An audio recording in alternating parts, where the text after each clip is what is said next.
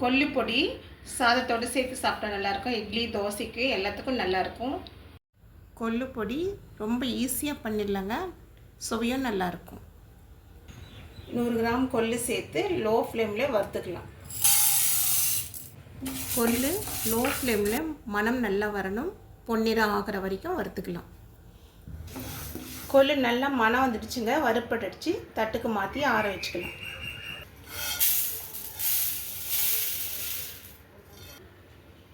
ஒரு டீஸ்பூன் எண்ணெயை சேர்த்துக்கலாம். 2 டேபிள் ஸ்பூன் துவரம்பருப்பு, 2 டேபிள் ஸ்பூன் உளுத்தம்பருப்பு, 2 டேபிள் ஸ்பூன் தனியா. இப்போ இந்த பொருளெல்லாம் லோ ஃப்ளேமில் வறுத்துக்கலாங்க. இந்த பருப்பெல்லாம் லோ ஃப்ளேமில் கைவிடாமல் கலந்துக்கிட்டே வறுத்துக்கலாங்க. அப்போ தான் சமமாக வறுப்படும். பாதி வறுப்பட்ட பிறகு ஒரு 1/4 டீஸ்பூனை விட கொஞ்சம் கம்மியாக வெந்தயம் சேர்த்துக்கலாம். 1 டீஸ்பூன் சீரகம் சேர்த்துக்கலாம். வறுத்துக்கலாங்க. வறுப்படுற வரைக்கும் வறுத்துக்கலாம். பருப்பெல்லாம் வறுப்பட்டுடுச்சு. இப்போ தட்டுக்கு மாற்றி ஆற வச்சுக்கலாம்.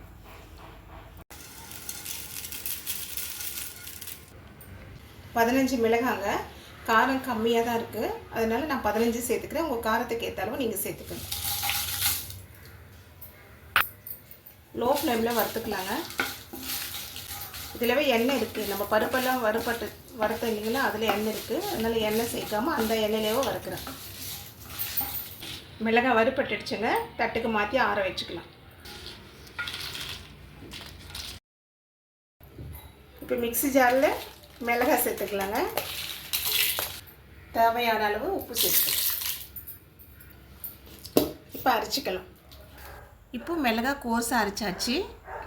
இப்போ வறுத்து வச்சுருக்கிற பருப்பு கொள்ளு எல்லாம் ஒன்றா சேர்த்துக்கலாங்க.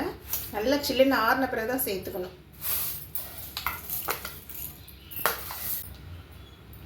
பல்ஸ் மோடில் வச்சு அரைச்சிக்கலாம். இந்த அளவுக்கு அரைச்சிக்கலாம். கொஞ்சம் லைட்டாக கோர்ஸாக இருக்குங்க. ரொம்ப இல்லை, ஒரு 80% அரைஞ்சிடுச்சு. லைட்டாக கோர்ஸாக இருக்குது.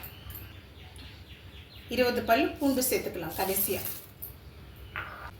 பல்ஸ் மோடில் வச்சு அரைச்சி எடுத்துக்கலாம். இந்த மாதிரி அரைச்சாச்சுங்க. நீங்களும் ஒரு வாட்டி ட்ரை பண்ணி பாருங்கள். கொள்ளு பொடி இதில் துவரம் பருப்பு சேர்க்கறதுனால சுவை நல்லாயிருக்கும், மணமும் நல்லாயிருக்கும். கொள்ளு பொடி சாதத்தோடு சேர்த்து சாப்பிட்டா நல்லாயிருக்கும். இட்லி தோசைக்கு எல்லாத்துக்கும் நல்லாயிருக்கும். கொள்ளு பொடி சாதத்தோடு சேர்த்து சாப்பிட்டாவும் நல்லாயிருக்கும். இட்லி தோசைக்கும் நல்லாயிருக்கும். 1 ஸ்பூன் சாப்பிட்டுங்க. சூடு அதிகமாக சாப்பிட வேணும்.